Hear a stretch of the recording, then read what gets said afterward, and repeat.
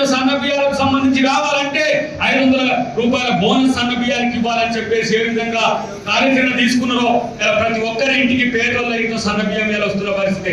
నేను అంటున్నాము మిత్రులారా, ఈ రోజు ఈ ఒక్కసారి మనం ఈ రాష్ట్రంలో అధికారం రావడమే కాదు, రేపు రేవంత్ రెడ్డి గారిని మళ్ళొకసారి ముఖ్యమంత్రిని చేయడానికి కూడా మనం అవసరం ఉంది. ఎందుకంటే ఒక యువకుడు, ఒక మామూలు మధ్య తరగతి నుంచి వచ్చిన ఒక యువకుడు, మన నుంచి వచ్చిన ఒక యువకుడు ఈ రోజు ముఖ్యమంత్రి అయితే ఎట్లుంటుందో మీరు చూస్తున్నారు.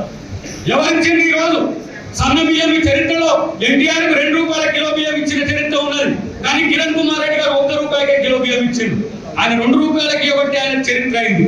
కానీ ఈ దేశంలోనే, నన్ను అడిగితే ప్రపంచంలోనే పేదలకు సన్న బియ్యం పంచిన ముఖ్యమంత్రిగా రేవంత్ రెడ్డి గారి చరిత్రకి ఎక్కే అంశాన్ని 200 యూనిట్ల కరెంటే కాదు, ఇలా 500 రూపాయల గ్యాస్ బండ కూడా మనం సబ్సిడీకి ఇచ్చుకుంటున్నాం.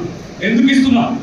మనకు ఓట్లు వేసింది పేదోళ్ళు, మనకు ఓట్లు వేసింది దిగువ మధ్య తరగతి సంబంధించిన వాటిని. ఇక్కడ రాజీవ్ వికాసం పెట్టాం, 4 లక్షల వరకు యువకులకు అవకాశాలు పొందుతున్నారు. స్టార్టప్ లాంటి అట్లాంటి ఎన్నో కార్యక్రమాలు భవిష్యత్తులో ఉంటాయి.